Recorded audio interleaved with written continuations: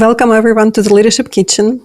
I'm Olya Panivnyk, author and host of this podcast, and also founder and CEO of the coaching and consulting company BeChange. I met our guest quite a few years ago, and I've been always excited by enthusiasm and commitment she has towards her personal and professional life. And just as an example, as far as I know, she just returned from the Burning Man. So let me please welcome Juliana Chyzova to the kitchen. Juliana is senior product marketing leader. She is also marketing advisor for artificial intelligence products, and she is also a Stanford alumni. Juliana, welcome. Hi, Olya. Really excited to be here today. Juliana, and before we start, maybe you would love to add something to the introduction I've shared. Oh my God. Yeah. So currently I'm also leading product marketing at a very exciting startup called Aftershoot, which develops AI image selection and editing software. And I also, besides that, I also co-organize Techstar Startup Weekend hackathons in San Francisco. And we're building a community of AI founders and operators here, which is an incredibly important part of what I do because I love enabling startup ecosystem and enabling the next generation of products powered by AI. Juliana, and if I'm not mistaken, you're also a host of the podcast, right? I'm also hosting a podcast together with my friend Yana Ibrahimova. It's called Mastery Talks, where we interview business school professors on the practical applications of their knowledge that they teach in class. So we also talk with lots of leaders, with lots of business executives and senior managers on what challenges they face in their work and how what they learn in business school impacts that and how they can retain that knowledge and build upon it. Thank you, Juliana. We will definitely share the link to the podcast with our listeners as well. And as we start our conversation in the kitchen, I'll have my usual common question about leadership. What does leadership mean to you?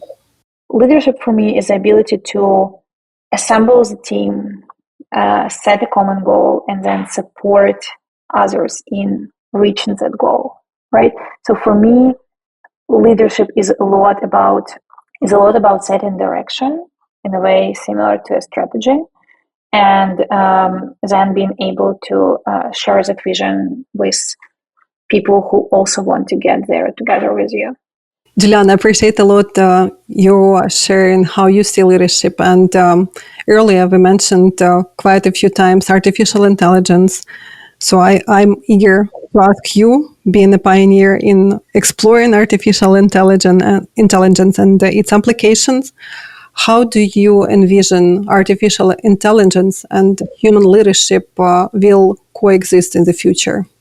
AI currently is a hot topic, right? So here in San Francisco, it's literally everywhere. I don't think there is a product that does not leverage AI. And yesterday I've seen some interesting stats at SoftServe conference here that like maybe 75 or 80, close to 80% of sales and marketing teams already leverage AI in their everyday work to amplify what they're doing, to be able to do more. And I can totally say that we are lucky enough, maybe not, to be living in this time of transformational change. I can probably compare it to the internet invention, right? It's really a transformational change that's happening right now in technology, but also far beyond. So the opportunities for improvements in our personal and also organizational effectiveness are endless. At the same time, it's a common belief that we overestimate the change that will happen in the next few years, but underestimate the change that will happen in the next 10 years. And I 100% agree on this statement. And when talking about AI and human leadership coexisting in the future, I think AI will be an existential part, a very there will be no area untouched by AI. So literally, it will be everywhere. And yes, the opportunities for productivity increase are just mind blowing. So definitely, every leader will be leveraging AI in their work. Every team will be leveraging AI, and I'd say our biggest, whatever you can think of. So, for example, an example from again yesterday. Can we imagine that there will be our digital identities kind of like working for our schedule, interacting with each other, knowing our preferences, and setting up meetings, ordering food for us? Will this happen? Absolutely yes. It's just a question of time. But at the same time, we'll probably reach a point soon when we will have to think about security and how do we control and contain this, which will become increasingly, like the questions that will become increasingly more important in the nearest future. I'm more of a techno optimist, so I don't like thinking about these topics. I like exploring opportunities that AI presents. Yeah, I like exploring opportunities that AI presents more, but at the same time, you cannot ignore them. But getting back to I got a little bit of track. Getting back to the question of how do I envision that AI and human leadership will coexist in the future? I think AI will allow us to become better versions of ourselves, right? And it will allow us to just do so much more with our time, to be so much more effective. But at the same time, we will have to be mindful to still train the skills that contribute to our critical analytical thinking, that contribute to our creativity, right? So that we don't offload our creative work to AI, and we still are able to exercise our human will and creativity. Juliana, and using AI as an enabler for our human leadership, we could work on enhancing our effectiveness.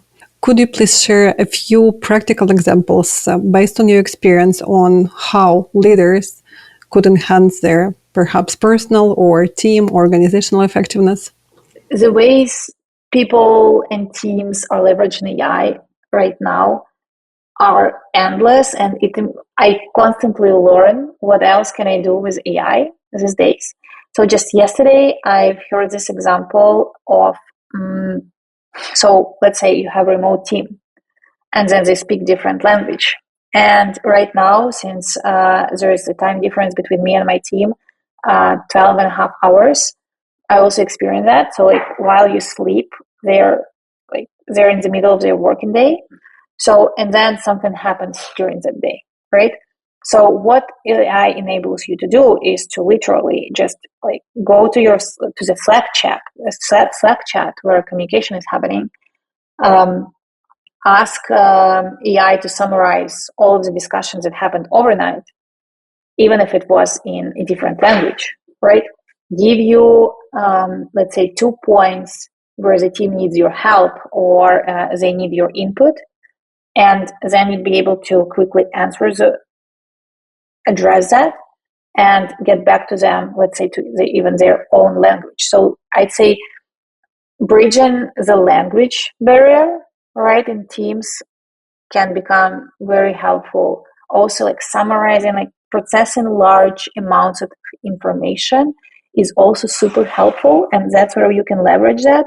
I see lots of leaders, so many leaders are leveraging AI for content creation, all right? So you can just like have, let's say, like 3-5 points. You can have a voice note and then like work with Claude or ChatGPT on it, and then come up with a really great LinkedIn post, and then be able to share something that you care about, something that you find useful for the community so much faster. And I think it's even more important for leaders who work with English speaking audiences, but who are originally non-native English speakers, because before, conveying your thoughts in English was so difficult. And like even for me, it would take me so much time to come up with a post, to edit it, to review it, to like translate some parts of it. Right now, I can create a post in a matter of 10, 15 minutes. And before that, it would take me hours. So this is another way where you can leverage AI. So like also notes taking and let's say meeting notes, follow-ups, project management.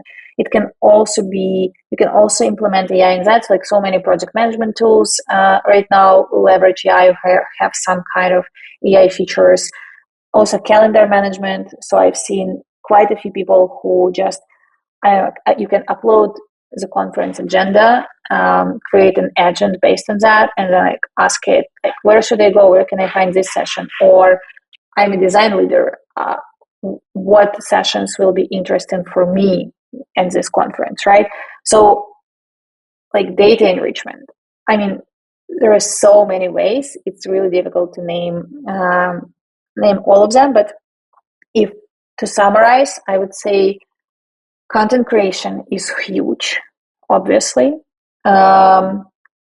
Schedule management and project management is another area where we can see lots of uplift in personal effectiveness and team effectiveness.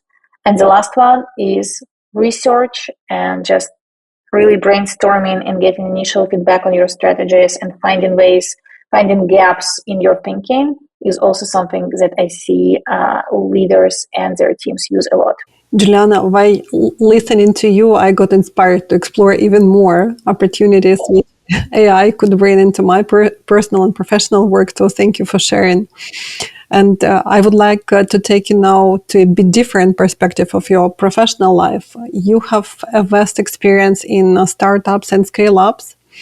And I'm really eager to hear what kind of specific, unique challenges leaders face on a personal, on a team level, again, in startup or scale-up environments, and how they deal with them. Oh, yeah. So startups and scale-ups are an exciting place to be, to say the least.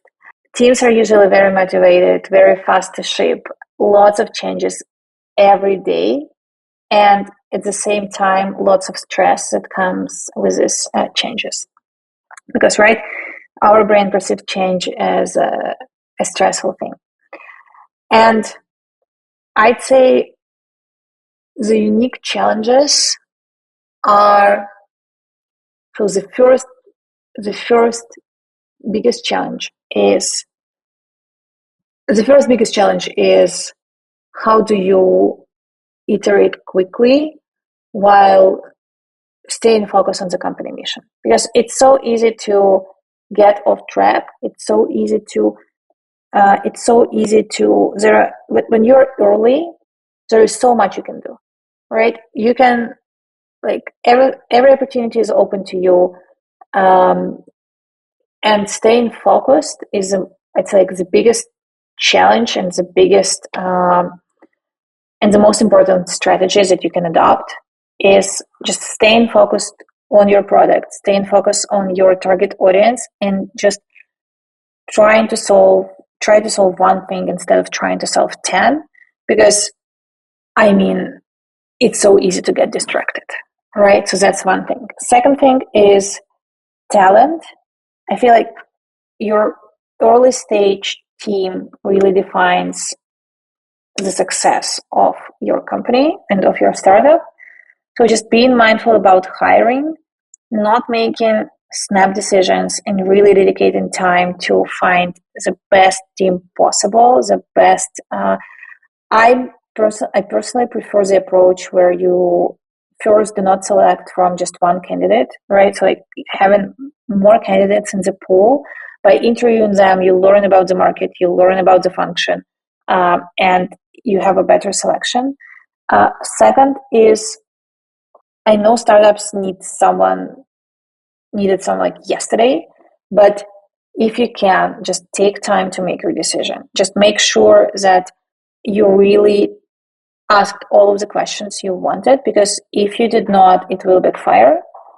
And the last thing is making sure that your early stage team is really aligned on the mission and values, because it will save you so much time. Because if you have the common ground for making decisions, if you make decisions from being guided by the same similar set of values, you'd be able to let go of some of the control, knowing that your team will make the right decisions, even when you're not involved in the process.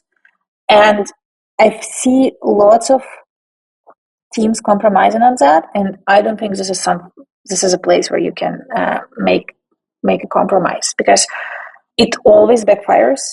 Hires where you compromise on your values, or when you thought that, well, but this person has this amazing technical skills. We're aligned on only 2 out of 5 company values, but we'll work around that. No, it never works. So making sure that you articulate your company's mission clearly, and that clearly understand your values, your personal values, and you translate it into the company values, and that you hire according to those, is a unique challenge, and also something very important to keep in mind and account for during the early stage of the startup.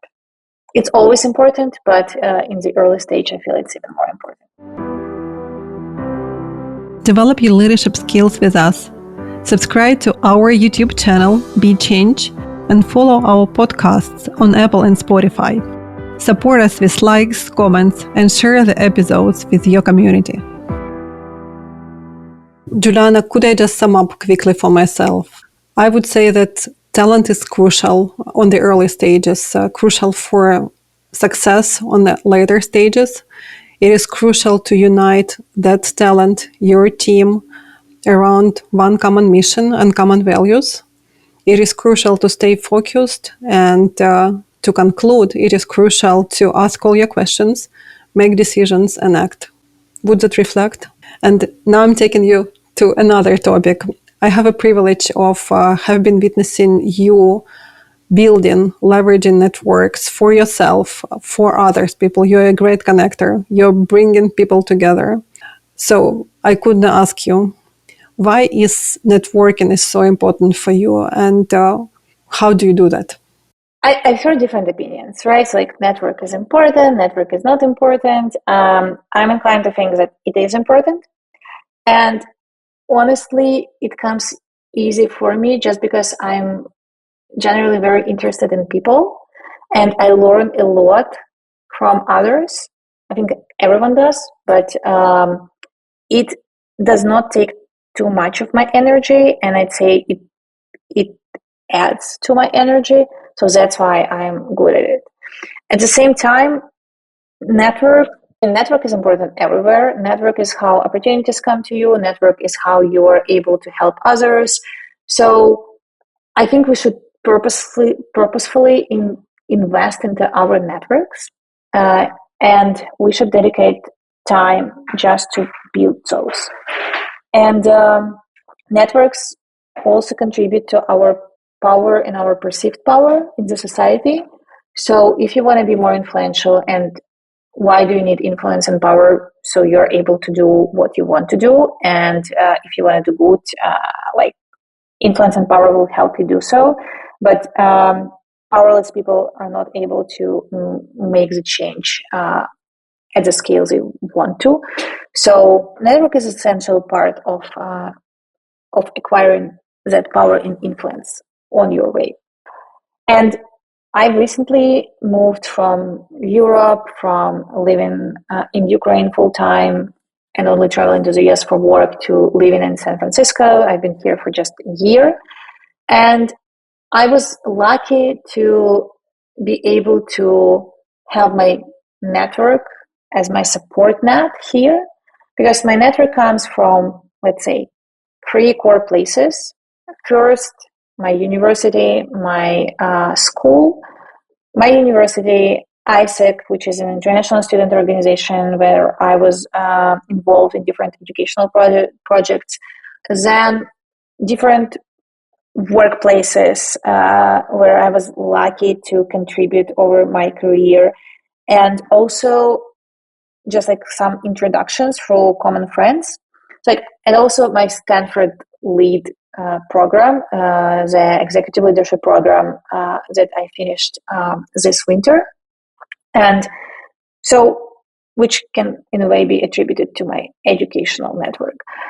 So, and during different stages of life, during being involved in different projects, you would usually acquire like 1, 2, 3 people, right, who will become maybe not friends, maybe not the closest friends, but acquaintances. And like you can either drop that connection or you can nurture it. And I always loved reaching out to people. I also like whenever I traveled, I loved reaching out to people, just sit in a meeting, hey, I will be in the city, let's grab coffee together. And just like learning about the city, learning about the lives there, learning about the country from the people who live there. And just also learn about work environment, like, and just connecting with people always helped me a lot to nurture my network. And I also can say that I have like lots of weak ties, and weak ties are important, right? Just because they do not require that much energy, you can still stay good friends over the years. You don't really need to like invest 2 hours per week into that relationship. And at the same time, it can bring lots of new information opportunities and support when you need it. I cannot underestimate, you cannot underestimate the power of network. The question was so why do I believe networks are important? Because they bring power in influence. They help you have support network whenever you need to, and you just learn more about the world, about work environment. You just learn and yourself through people, and that's why I feel they are important. And what was the second? How do you do that so that we could replicate? Okay, how do I do that? So first, there are like digital channels, right? So like you can have, like everyone talks about personal brands these days, and honestly, I do think this is important. And there is so much you can do, right? So like there are professional channels like LinkedIn. There are personal, like more personal, and channels that where you can reach larger audience, like I don't know, like X or Instagram.